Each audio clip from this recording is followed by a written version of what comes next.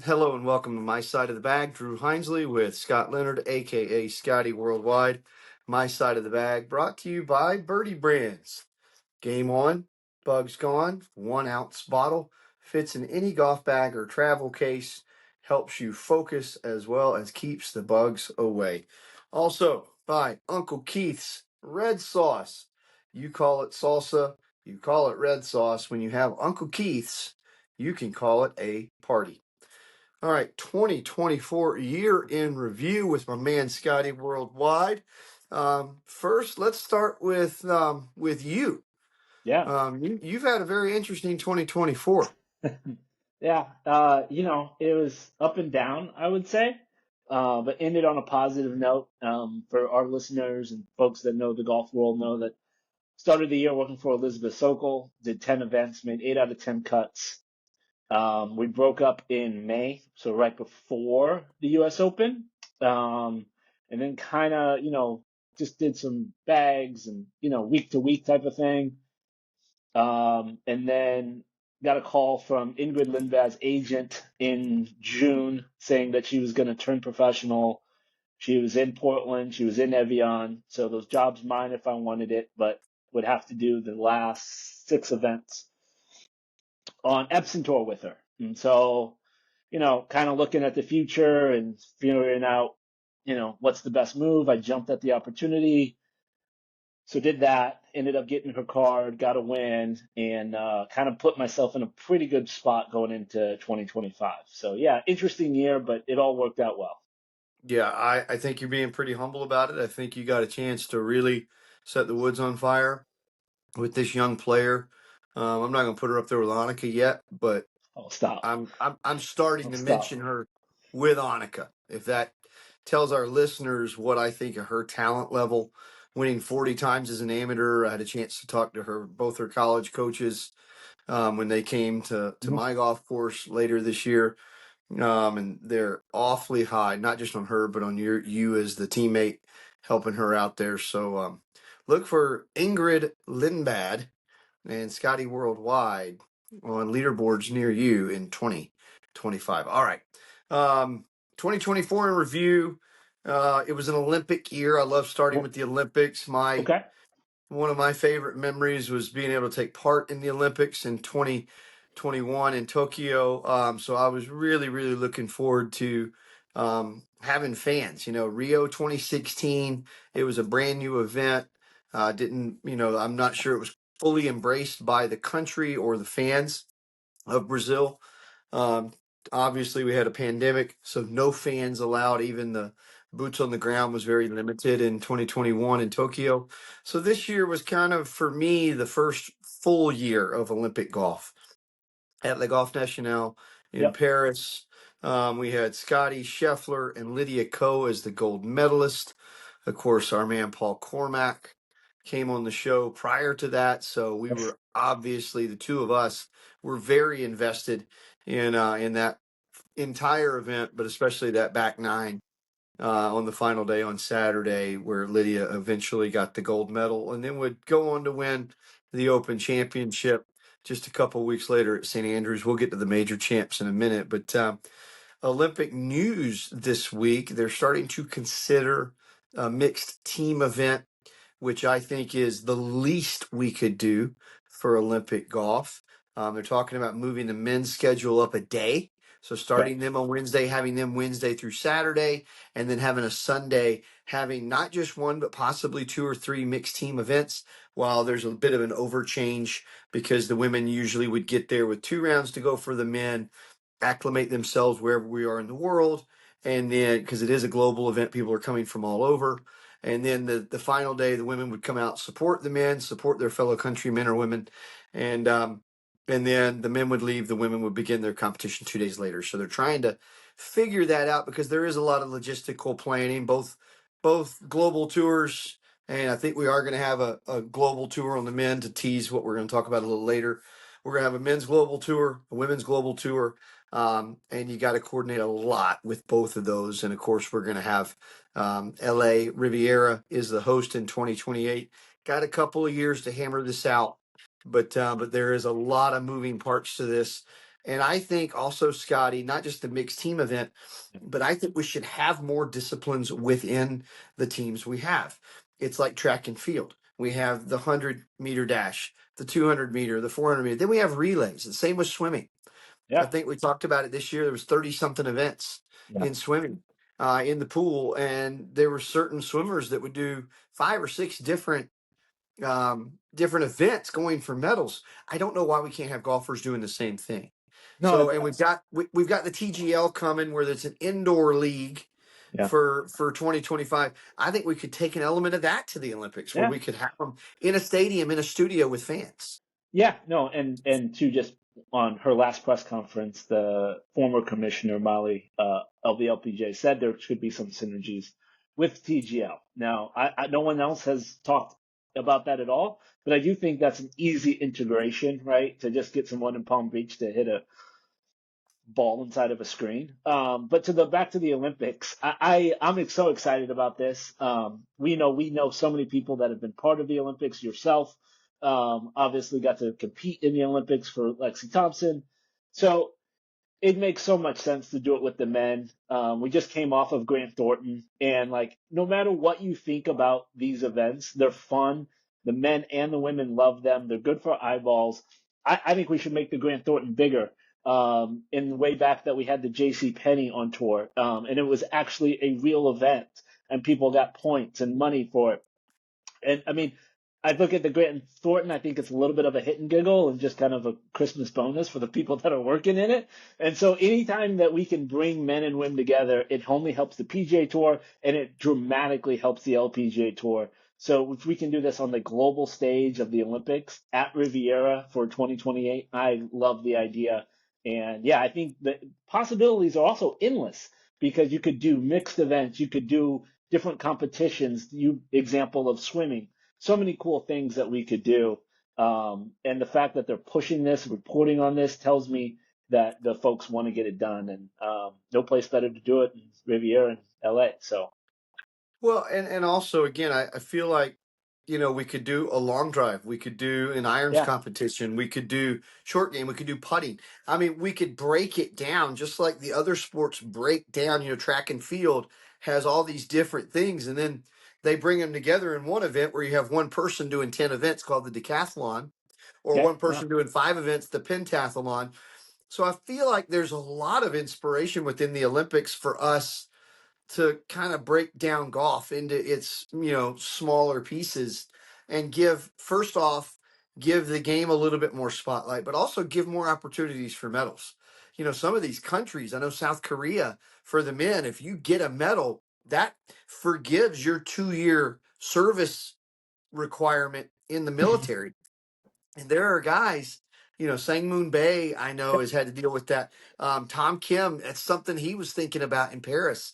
I mean, yeah, these guys, they have to take 2 years of their lives before a particular age yep, and serve. It's required military service, and they're not the only country that requires that. And they forgive for Olympic medals. So, gosh, let's try to make it a little easier on our employees. If you're a tour executive, let's make it a little easier on my employee. Let's give him 4 chances to win a gold medal instead of just one every 4 years. So, little things like that, they go a long way yeah. for players and for fans, I believe. And again, wouldn't it be nice for the golf publications to come out with an Olympic preview and have a lot of different pages devoted to all the different events instead of just a 4-page article talking about who's going to win the 3 medals in stroke play?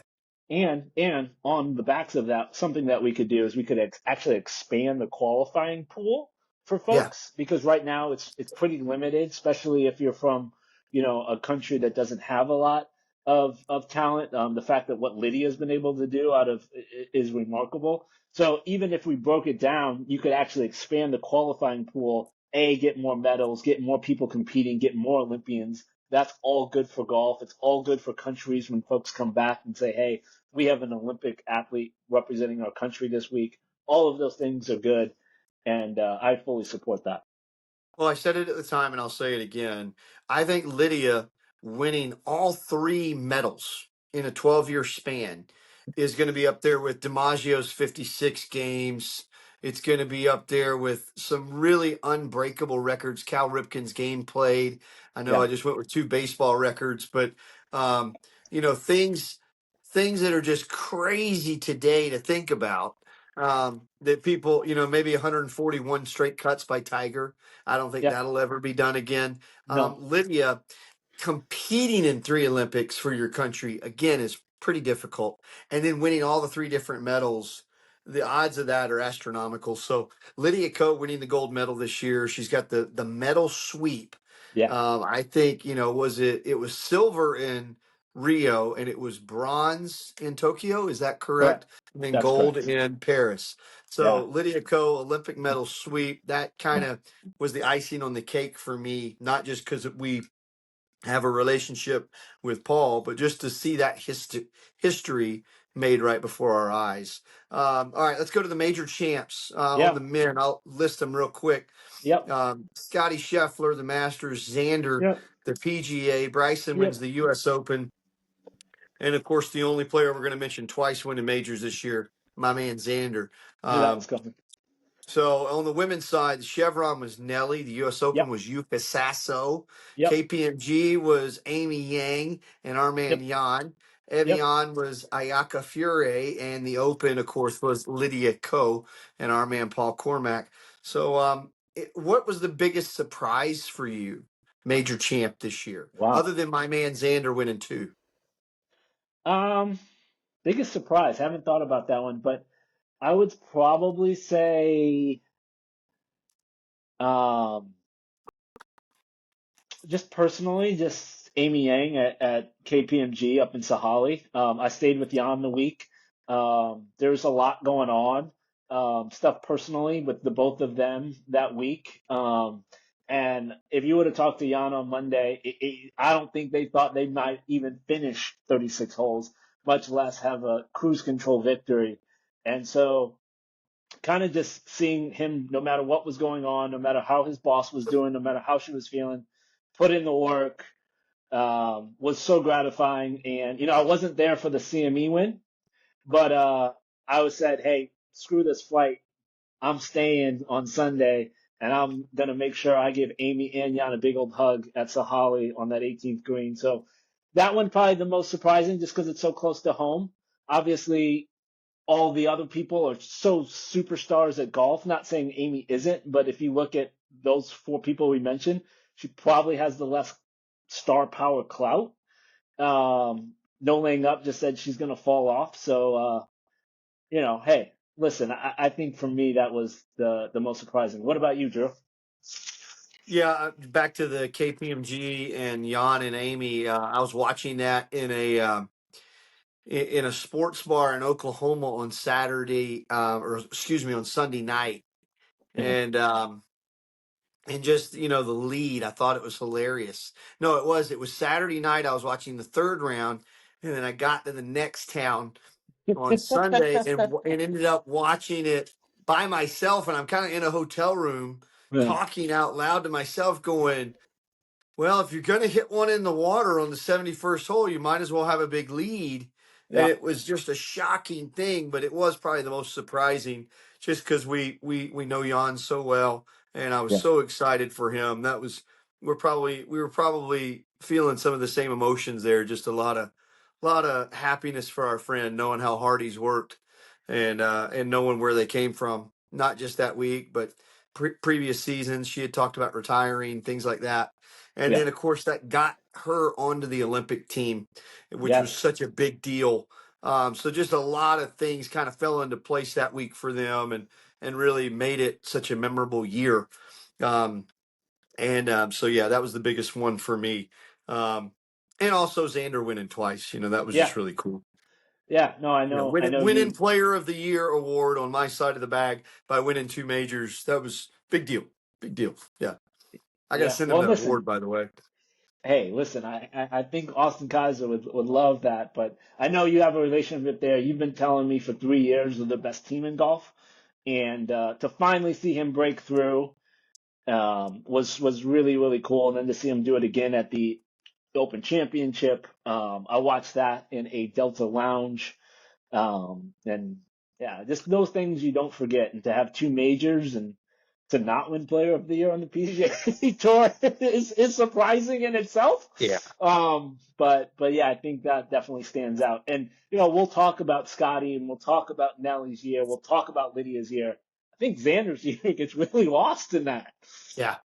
And again, to Scotty, I mean, a historic year. I mean, you putting him on a plane with Tiger in a lot of ways, number of wins.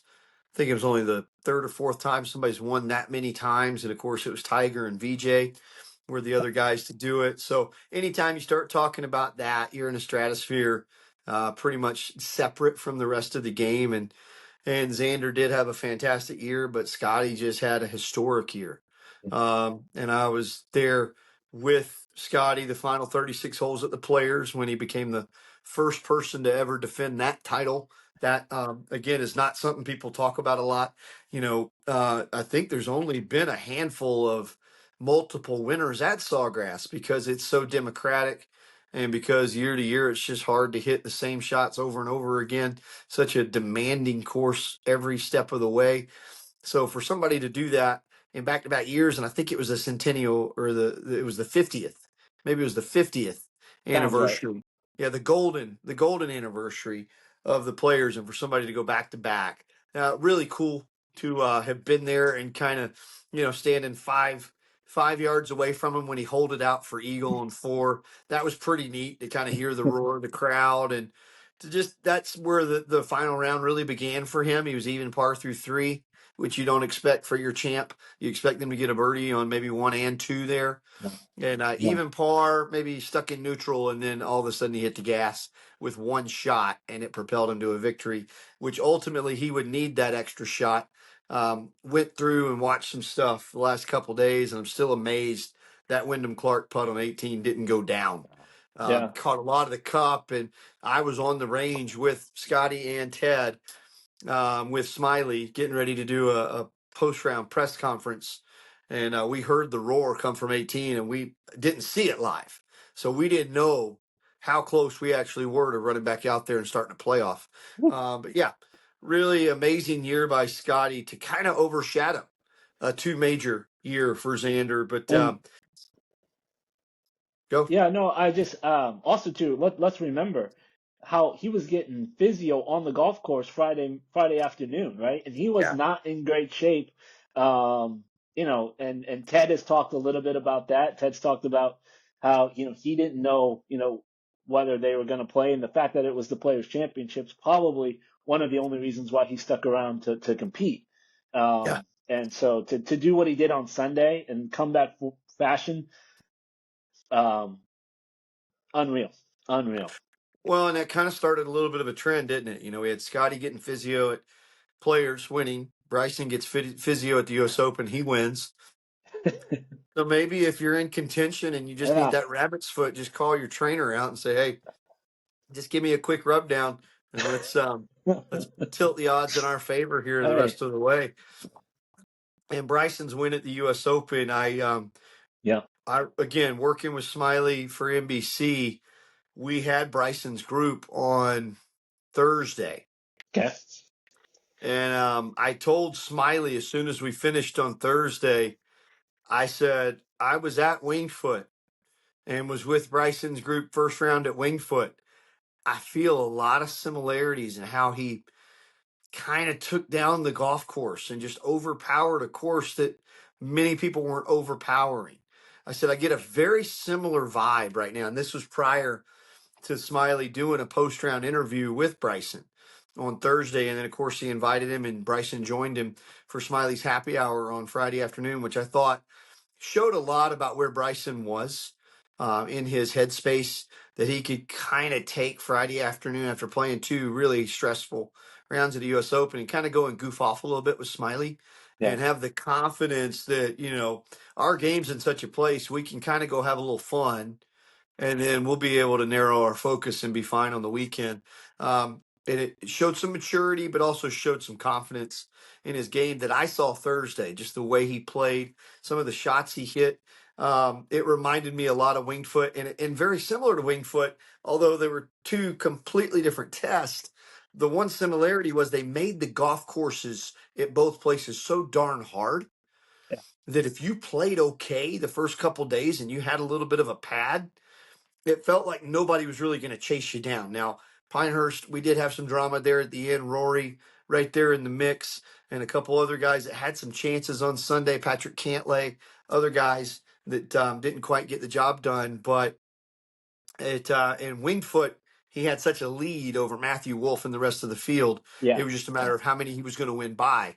And of course, we had a chance to have a playoff at Pinehurst, but the golf course was so hard that the field was whittled down to just a handful of guys. And I felt like that's what they did at Wingfoot as well. They made it so hard that nobody was catching him once he got a lead. And again, when you've got the power that he has, you're able to dial that back in to gain some precision, and you're still not really giving up distance to the field. That's where Bryson can get really dangerous. It's when he's not maxing out for distance. He's got plenty of distance, but he's playing for precision. That's when you're going to get in trouble at a major championship with a guy like him. My side of the bag, sponsored by Birdie Brands. Game on, bugs gone. Best bug spray in the business. And sponsored by Uncle Keith's Red Sauce. Call it salsa, call it red sauce. When you have Uncle Keith's, it's called a party. So, year in review 2024. Do we have anything else? Any other thoughts on the I, year? I'll just add this about Bryson. Like outside of Scotty and Xander, I think you could make an argument this is the year of Bryson DeChambeau. I mean, he really, and I'm not even talking about golf. Absolutely. I'm more of interested in off the course stuff. The YouTube channel's been terrific. He's blown Yeah. up. He's doing, break 50s with Tom Brady and, Donald Trump, who is time person of the year. He is, hitting the hole in one over his house. And like all of those things have really changed Bryson's image, and he's a fan favorite now, even though he's on live and even though we don't get to see him a lot. I think there's probably not many people that have changed their image in golf more than the 180 that Bryson DeChambeau has done. And it started at the U.S. Open with him doing things like Smiley's interview. After he wins, he goes out there and hits the bunker shot with Johnson Wagner, and like all of those things are just fun. And you even heard it last night when Brooks talked about how he was wrong about Bryson and he changed his attitudes towards Bryson. And I think we just understand Bryson so much better now than we did 3, 4 years ago. I mean, obviously, I know you have a work relationship with Bryson, but I think he's really changed his public image quite a bit. And it's cool to see. And it's cool to see them doing these things because it's bringing more people into golf and more eyeballs on a superstar. Well, there's a lot of people doing this stuff that we're doing podcasts and having an online presence. And some are more successful than others. Some have figured out an algorithm. Some are Yeah, like us. We're still kind of trying to figure out our place in this sea of podcasts and sure. content creators. Um, I feel like Bryson, he's kind of solved that Rubik's Cube. He knows exactly how to dial up Yeah. content, entertainment, humor, even if it's poking fun at himself a little bit. Yes. The Breaking 50 series is really kind of taking on a life of its own, almost like a television series, Yeah. and they're able to promote, hey, who's upcoming. They're really doing a good job of pushing out the teases and then dropping the episodes and making it almost like a, I remember I'm so old. I remember when MTV would debut new videos on Saturday night at 9 o'clock.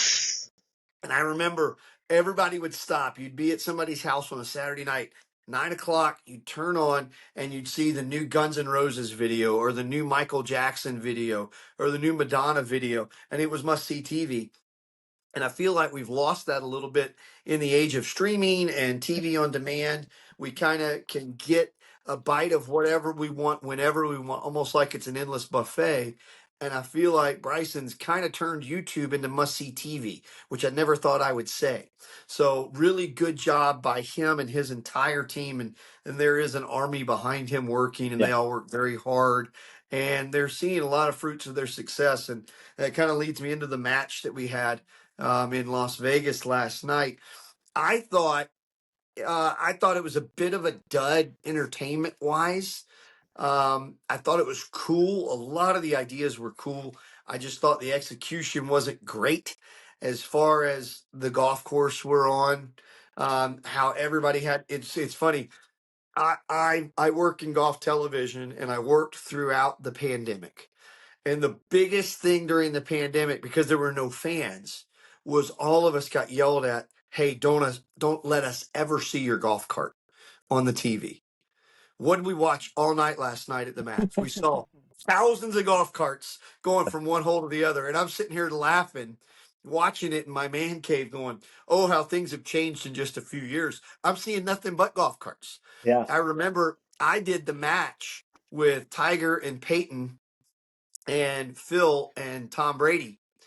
And I parked my car. And again, there were only about 20 people, honestly, on that golf course, the Yeah. competitors, and then a few of us that were the crew that were out there. And I parked my car dead in the middle of two holes. I think the fourth hole goes out, the fifth hole comes back at Medalist. And I parked my car as close to the middle of this group of trees as I could. And Phil hits about an 80-yard hook on the fifth hole. And it almost hits my cart. Yeah. Of And course. my eardrum just explodes. Yeah. And it's my producer saying, "That better not be your cart, Drew." And I'm like, "Golly, Phil, Yeah. come on." Yeah. I didn't expect Phil to hit this massive hook on a hole where he shouldn't have hit a massive hook. And so it was funny to me to see an army of golf carts. That's all I saw all night long. Like they would hit a couple shots and then it'd be 3,000 golf carts. So I thought we could have done a better job getting a golf course, kind of like they had at Pelican, where, and you and I have both been to Pelican, where you can walk from the greens to the tees. Yeah. Even in golf carts, it's an easy trip. I felt like it was a tough trip between the holes last night, and that led to a lot of downtime. And again, I get it. They got a lot of chefs in the kitchen. They all got to get their time. But I think I'm over the Charles Barkley being a golf announcer thing. Am I the only one? Whoa. I don't Whoa. know. That may be my hot take of the day, but Whoa. I'm over Charles calling golf. I just think that I've been there. I've done that. He's not bringing anything to the show. And maybe I'm a golf nerd who just wants to hear golf talk, Yeah. but Charles just, again, I just felt like, yeah, I'm just over it. Maybe I'm the only one. Maybe I'm in the minority. I don't know. Maybe I don't know. But here's my thing. I think of these matches, and we've had I don't know 7, 8 of them now. Um, they're just fun, and so like I don't go in with a lot of expectations, and so I'm happy just to have four guys, four superstars just playing golf on a really cool venue, and whatever that is, I'm happy with that. I know we had one when we had the ladies. Rose did one. We've had the one at Pelican. You know, Shadow Creek is awesome. It's a little secluded, so there's not a lot of room to maneuver. So I think that's why. And they skipped holes. I thought the format, I liked it. How we went from one format to alternate shot, and then we went to playing singles. I thought that was cool. Would have loved to see him play 17 and 18 just because they're great holes. I mean, 17, that shot is so hard to hold that green. I don't care what you hit in. I know last year, I think Elizabeth hit 50-degree and pitching wedge in. So yeah, that is just so hard. That place is so firm. But again, listen, I don't go in with expecting a whole lot. So if I'm just going in for fun, I'll take Charles Barkley over Bubba Watson giving me golf analyst every day of the week, right? And so Well, you talk about, yeah, go ahead. yeah, I felt like Bubba was very hesitant. And again, he hasn't done it a lot, Yeah, but Bubba was very hesitant to actually call the action. And yeah, I get that you don't, it's a big audience. You know that golf Twitter's watching and golf Twitter's brutal. yes, But I felt like he was very, um, just had the bubble wrap on himself. Didn't really get out and make any calls. Didn't really, I've been around Bubba a good bit. I've been around him in tournament rounds. One of the funniest tournament rounds I've ever been in. And a lot of times he won't talk to anybody, but when he does talk, he's really hilarious. And I was with him and Tiger one day at the Hero. So it's a 20-man event. It's not huge pressure. Tiger's playing great and Bubba's playing awful. And so by like the 11th or 12th hole, Bubba's coming up saying, "So this is what it feels like to play in a pro-am with Tiger." I mean, he's just saying some really funny stuff and talking about how bad he's playing. He feels like he's playing in a Wednesday pro-am and Yeah. Yeah. just really cutting up. And I didn't get any of that last night. Yeah. There were a couple of times I think he was sitting on the back of an ATV right before they did the 10-foot putt Yeah. with the fan, the random fan they pulled out of the stands. That was so not random. That guy was so polished and so slick and so not nervous. Like, I've been around all of those guys. Had you Yeah. pulled me out of that crowd for a 10-footer, I'd have been shaking like a leaf. For sure. This guy knew this was coming. The random fan they grabbed on the hill to hit with Rory's putter. You think Rory, Scotty, Brooks, Bryson would let a random fan hit any shot with any of their clubs? So I thought that was a little bit funny. That was so contrived. But the guy was slick and he delivered and he almost made the dang putt. He did. And I loved how he threw Rory under the bus for not reading it right. Yeah. Like, this is Yeah. Rory McIlroy. And he's like, I think Rory gave me too much break. Like some Joe nobody, 20 Yeah. handicap, lighting Rory up because he missed a putt. Welcome to my world, being a caddy at a club where you got some 35 handicap who's Yep. telling you screwed up because the ball didn't Yeah. go in the hole. Yeah. Yeah. Welcome to the world of caddying, Rory. Yeah. But again, I thought Bubba was great in that moment, and I thought that was really his only moment. And again, Charles was trying to tee him up, give him a couple of lines, talking about his buddy who likes Bubba. He's never going to talk to him Yes. again. Yes. And I Yes. felt like that was a chance for Bubba to really dig him and really light him up. And Bubba had the gloves Yeah. on. He was like, Yeah. I'm going to play nice. And I thought, man, oh, Bubba, there's your chance. Walk through that door and light Charles up just like Tom Brady did. When I was out there at Medalist, and Tom just started to light and Suck on that, Charles. yeah, and it's still one of the greatest, lines ever from this whole this whole franchise. And I felt like Bubba had a chance to establish himself in the franchise because we're going to see this again. And I Yeah. wouldn't mind seeing Bubba. I'm just not sure the fans got the real Bubba last night. Yeah, and I think there were times when they were like, "Hey, Bubba, what do you got here on this putt?" And then we had like 40 seconds of silence, and it's like, "Are you Right. going to say something or not?" Like, and Well, and again, you know from live TV, like silence is probably the worst thing you could have.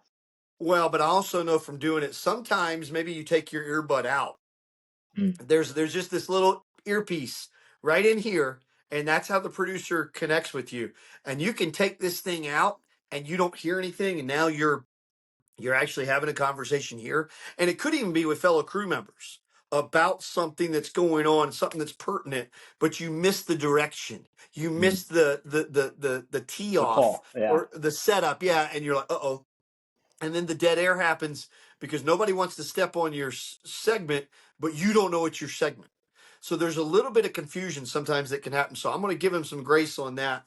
But the other one was Scotty hit a fantastic shot. I think it was his second shot into the par five, and they did a good job. It was one of the few times actually you could hear some caddies getting into it with the players, and hear some of that stuff. I love that stuff because I'm a caddy, and because Ted's a friend of mine, I wanted to hear him more involved. I don't think he talked the first 12 holes, but when he did, it was great. And he and Scotty go through this second shot on the par five. He laces it just past the hole, and Scotty looks at Bubba and says, "Why'd you let him go?" Yeah. I thought, and so I thought Bubba relaying that was really funny because it is how the transition worked from Bubba to Scotty, but it wasn't just like he didn't think Ted was any good. There were some other things involved Correct. going on in everybody's lives at that point.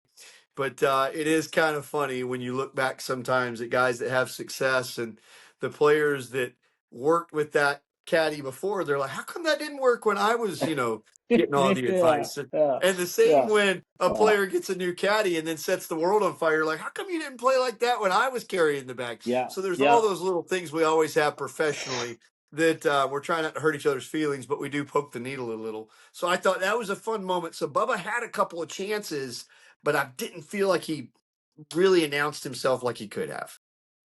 I think you hit the nail on the head there. Yeah. Okay. All right, moving on from that, we covered. I didn't think it was that entertaining, and we've spent a lot of time on that in our show. So Hmm. maybe my initial read wasn't so good. There was a lot to talk about with the match. My side of the bag brought to you by Birdie Brands and Uncle Keith's Red Sauce. All right, we got a weird moment in time here in golf. Um, every single leader at every single major entity in the world of golf, except for Mike Wan and the USGA, is going through either a leadership change or a redefining of top level jobs, like Jay Monahan announcing that there's going to be a CEO for PGA Tour Enterprises. So we've got the chief of the RNA, Martin Slumbers, Scott Yep. Pelley, DP World Tour, both out the door, new blood Yep. coming in. Molly Marco Saman at the LPGA has announced she's stepping down. Jay Monahan's got this CEO search going on, and Greg Norman is stepping aside in lieu of Scott O'Neill, Yep. a former NBA and NHL executive who's going to help Live move into the next phase of their existence, possibly as part of PGA Tour Enterprises, which I think we're all getting closer to a deal. Hopefully, we'll have something in 2025 that we can actually pick through a little bit. But isn't it a weird time? Everybody's changing at the top. And is there a reason for that? Yeah. I don't know. I think it's just. I think there's a couple of them that make sense. One, I think Molly's time was coming from being out there no matter what. Like, I don't think she was going to survive 2025 season. So I think that explains it well there. On the Greg Norman and Liv thing, I'll go back a couple years ago when they first started talking about getting together. And to a T, almost everyone said, Rory, Tiger, if we're going to get together, Greg's got to go. And so I think the fact that now we have the details of what an investment from the Saudis might be, I think you're seeing them take the action of like, okay, Greg's got to go or we're not deal. Greg, you're gone, right? And so I think that those two make sense. Um, the Martin Slumbers, I watched his interview that he did with No Laying Up. I think he's just come to a time where, it's in a really good place. What he's done for the women's game, I can speak to, has been amazing. So, all of those things kind of make sense. The Open Championship's now a major commercial entity when it wasn't, 10 years ago. And I think he looks back and says, job well done there. So, I think all of these things are converging for something bigger. I mean, I remember working the Weetabix British Open. Yeah, I mean, Oh, again, that was the commercial entity that was tied to yeah. the one of the biggest championships in women's golf. And, again, we don't have the Wheaties US Open. So I feel like that's just in and of itself, that tells you how far it's come. And also the venues. I think both Mike Wan and the USGA, Martin Slumbers, RNA, have done a good job of putting the women on the venues that they belong at, which is the same one the men's play. Yeah. Yeah. No doubt. No doubt. I mean, look at what we've done with KPMG the last couple of years. That's Congressional, exactly right. Boston Roll. I mean, we were at St. Andrews, we were at Carnoustie. This year we're going to Royal Port Crawl in Wales. Like, it says everything right there. Yeah. Yeah, you got to play the venues. The venues matter, as Mike Wan has said, and I couldn't agree more. Um, as far as the Greg Norman transition out to Scott O'Neill, Yeah. I think the irony of the whole thing is probably 30, 35 years ago, Greg Norman had a vision of one global tour, and we're going to get it, but Greg's going to have to step aside. So I find it very ironic. Greg's going to get his way. It's almost like Noah not getting to go into the promised land with the Israelites. He's going to get to see a glimpse of it, but he's not going to get to take part in it. And he'll get to take part in it as a fan. I'm sure he'll be a little bit more than a fan. But again, probably tough on the ego for Greg that he's not at the helm. but he's getting his way after all these years. I think we're as close to one global tour as we've ever been. And I think part of that has to do with the TGL that's about to launch. And we'll get into that in a second, or maybe this will lead us in. But I feel like the TGL teams, these 4-man teams, Yep. 4-man pods that we could send to different live events, and the schedule is staggered for these TGL teams. So, like my team, the Atlanta Drive, they don't play for the first couple of weeks Right. of TGL. And I feel like we're setting ourselves up for in the future, we can have some TGL teams go abroad and play in Adelaide, Australia, play in Singapore, play in Riyadh, Saudi Arabia, and play for a couple of weeks on live and then come back to TGL and maybe have a spot on TGL for some live teams to kind of coexist and have both of these worlds spinning in unison. I feel like we're on our way to some sort of, crossover element with all these different teams. They're all structured the same, and I feel like we can plug and place in the future depending on what the need is and what the sponsors and the corporations want each entity to do. And again, we had news this week with Bryson and Reebok coming out, a Oh, major clothing shoe company signing up with Live. The first time we've seen that happen. I feel like that kind of stuff is another sign that we've turned a corner and we're about. And again, these TGL teams, what are going to be our corporate interest with those? Each team has an area of the country. You have your Boston team, your Bay Area team, yeah. your LA team, your Jupiter team, and they're going to probably start getting regional sponsors there, just like Liv is trying to look for sponsors. So I feel like it's all as fractured as it is. It's almost like the planets starting to form in the solar system. They all start spinning the same way eventually. They're on Yeah. different, you're different planets, but there's going to be some symmetry to it all. And I Yep. know that's space nerdy of me to bring that up, but I feel like everything's starting to spin the same direction, if you know what I Yeah. mean. Yeah, and go back to the question of new leadership, right? And I think there's a reason for that, right? New leaders. It was talked today that lives in advanced talks with Fox Sports on a perhaps television deal, right? That probably doesn't happen as long as Greg's still there. So again, to your point, all of these things you can almost see the beginning of them rumbling through. Molly talked about maybe getting the LPJ involved on TGL, which is a very easy thing to do, right? If some women join this team. So, Well, again, real quick, go yeah, back to the Fox deal yeah, and and Liv, who used to work for Fox that was asked to leave, Greg Norman. there So you go. again, he's burned some bridges, and sometimes visionaries do that. I Yeah, mean, look at the bridges that Elon Musk has burned over the years. Uh, great men who are trying to do great things with right. great egos sometimes will hack some people off, and Greg has certainly done that. But I will say, to his credit, his vision is rapidly becoming a reality. Yeah. So again, I think, yeah, I think you're starting to see that. I'm excited for TGL because of that. I'm going to support my Boston Common team. I think they're, How? I mean, you got to explain to me. I mean, you're an LA guy, yeah, grew up in the Midwest. You yeah. had the Cardinals hat on, pandering to our guest Matt Minister Oh, you Rev know your people, know last your show. people. I mean, you're pandering with the Cardinals hat. You live in LA. Yeah. So how in the world are you connected to the Boston TGL team? I gotta know. I'm about connected as the Boston as any of these guys are to their own home team if they're playing for TGL. But You do have a I'll say point. this. I'll say this. I love the mascot, the frog. I think Warrior's gonna do great. And too, if you look at the teams, the only guys, all four are inside the top 20 in the world. Okay. I mean, there's some recency bias in that. That could change. My Good. Atlanta drive. I'm an Atlanta guy, so I'm going to support the team that's assigned to my city.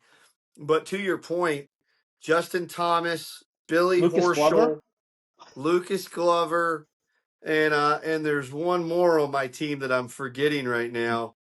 But Cantley. Patrick Cantley, yeah.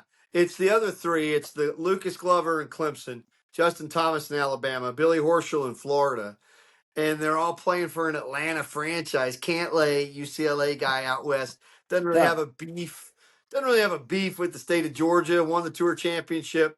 Actually, I'm looking at it now. 3 of the 4 have won the tour championship at Eastlake. Maybe that's why they're the Atlanta Drive, and Lucas with his Clemson Okay. connection. Maybe that's why they're the Atlanta Drive. But they all have a real beef with my team, the Georgia Bulldogs. So it's like, Yeah. huh, Yeah. How'd interesting. that work? Yeah, so again, I'm going to cheer for the Atlanta team just like I So cheer for the Bama, Hawks Florida, and the Clemson, Falcons. UCLA. Yeah, yeah, it's kind of tough being an Atlanta team, but hey, you know, we cheer for our sports stars if they're attached to Atlanta, no matter where they're from. So the Atlanta Drive will be my team. I'll be a homer. I'm Okay. surprised you're not going with the LA team. I mean, LA, and they got some cool cats on that team. Cool cat. Okay, I'll give you Colin and Sahith, but Justin Rose and Tommy Fleetwood? Those are some cool guys. Oh, I agree they're cool, but what ties to Los Angeles do they have? They're entertainers. All entertainers have friends in LA. Is that why we're friends, Drew? Because you're Yeah, an entertainer? Okay, I love because you're an it. entertainer. No, but dude, I'm actually excited about this. I know not everyone will watch, but I think it's going to be cool. I hope that we get some personalities and some trash talking back and forth to make it fun. And again, I view this much like I'm going to look at the match. This is purely for entertainment.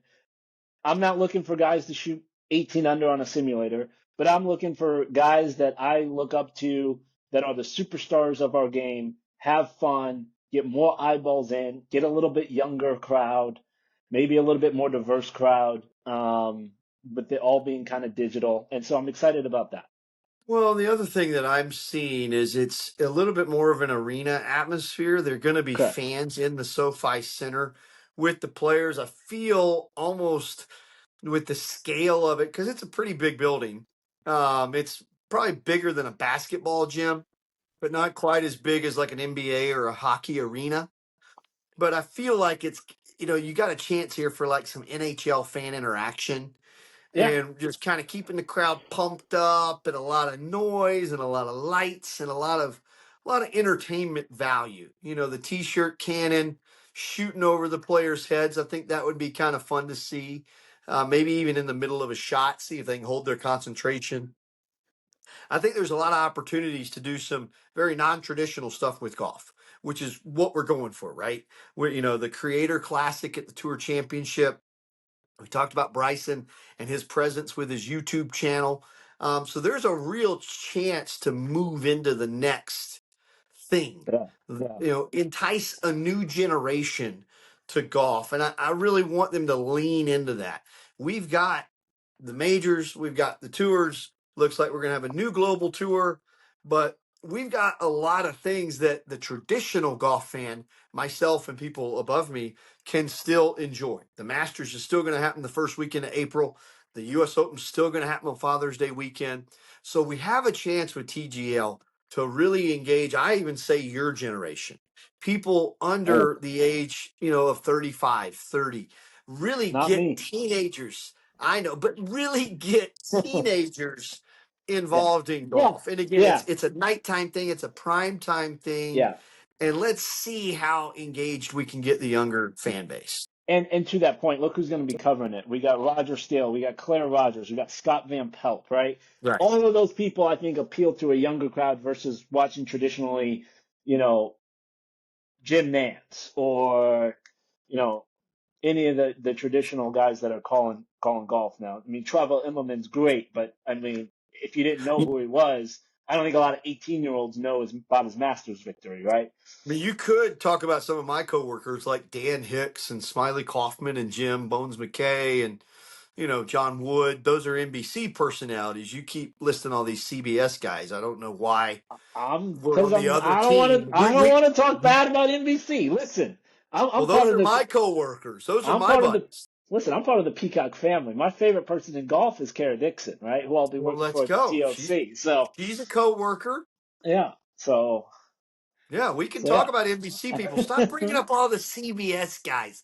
Nobody watches CBS. Come on, it's NBC. Okay, okay. How about We're the this though? biggest show in town. How about this though? If we would have replaced Bubba Watson with Colt last night, how much better would that telecast be? It's, I hate to say this, Bubba, but it would have been light years different had Colt been a part of that. Listen, Exactly. I had a chance. I caddied for Pete Tomasulo. Okay. Um, a little more than 10 years ago now. And Pete is real close with Colt and Luke List and Yes. Yes. John Yes. Mallinger and that Yep. whole West Oh, Coast those are West crew. Coast boys. Yes. Yeah, I mean, Max Homel was the young pup of that group coming out on the Corn Mallinger, Ferry Tour. Mallinger, Mallinger owns a pub literally 400 feet from my house right now. Well, go tell them I said, hey, those guys, we had so much fun on the Corn Ferry, and we would gather and watch ball games together, and again, just practice rounds together. And Colt, I mean, I think it was Colt and Harold Varner would team up in money games on Tuesday, so you can imagine the trash talking Yeah.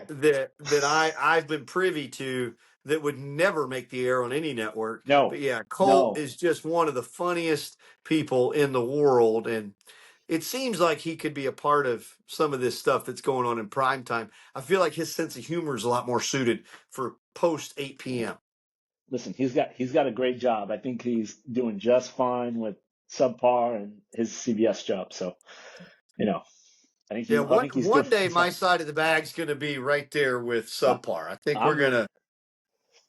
I would like to have a little contest with those guys. That would be fun to get in that type of stratosphere with our show.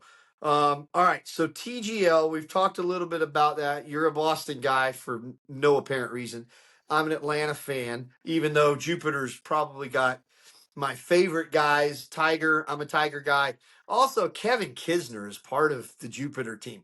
I love that. I mean, you're going to have, you talk about trash talk. Man, whew, there's going to be some fun stuff with you that team. know okay, you know what? You better be quick on the bleep button when Kisner's going in TGL. That's all I'm You going to say. you Late at wanna night, you hold on. You wanna take a guess what Kisner's ranked in the world right now? it's probably north of 300. Severely north. 600. North. 823. Well, he's a part of TGL for a reason. He's an entertainer.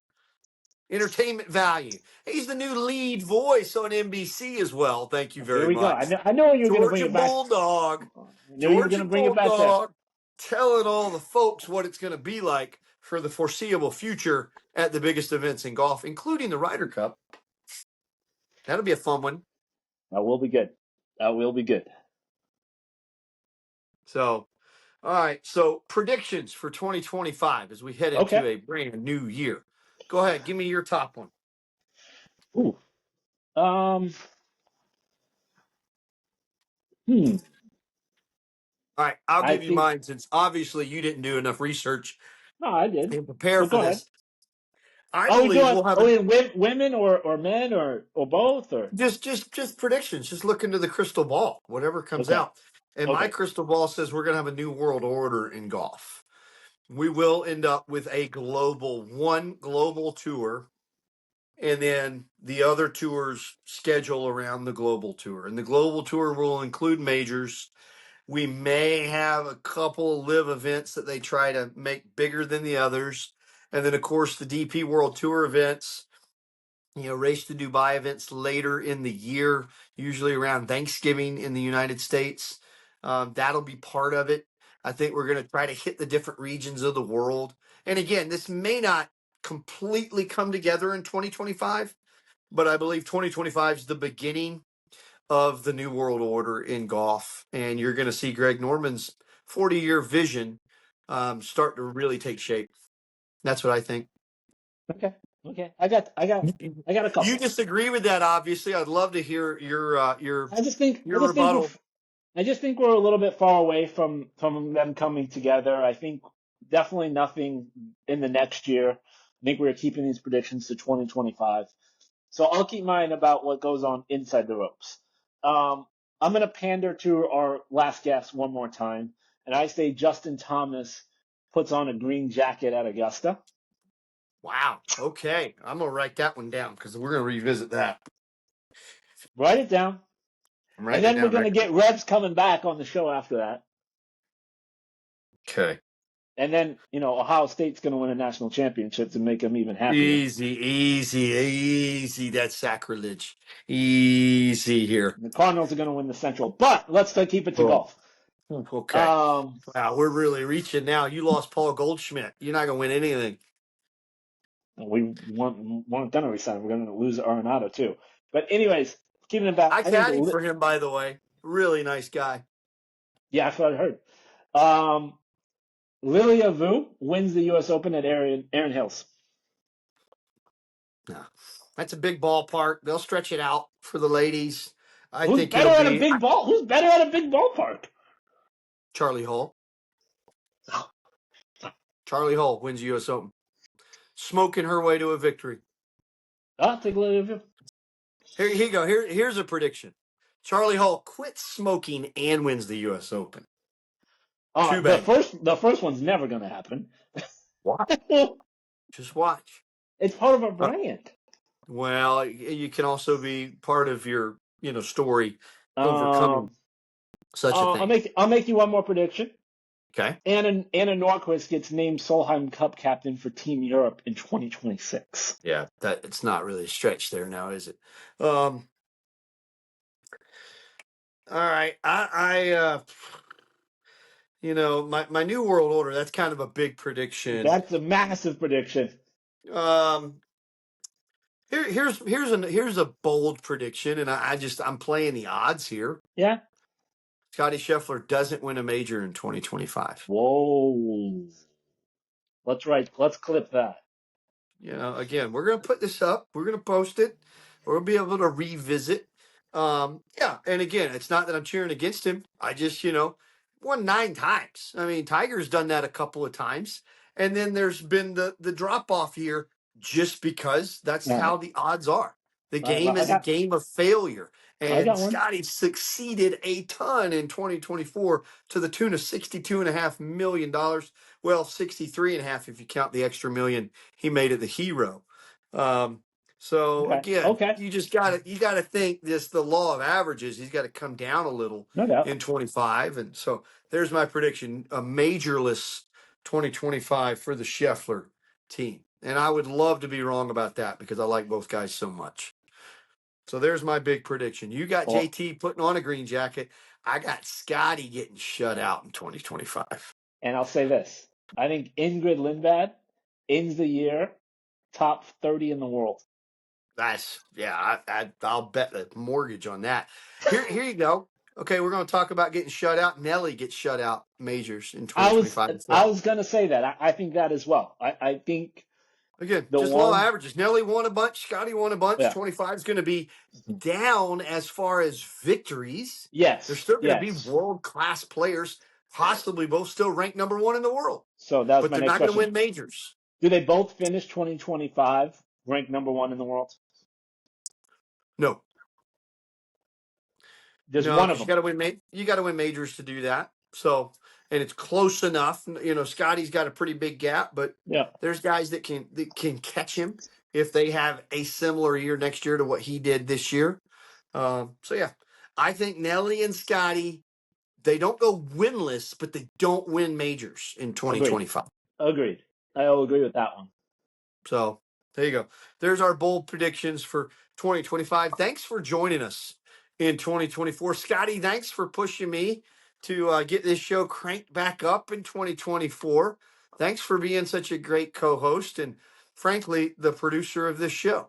Man, it's been so much fun, Drew. I know I came about this podcast and I said, Drew, we got to do something with this. And it's been so much fun to do this with you. I mean, just look at the cool guests we've brought on and the success that our guests have went on after the show.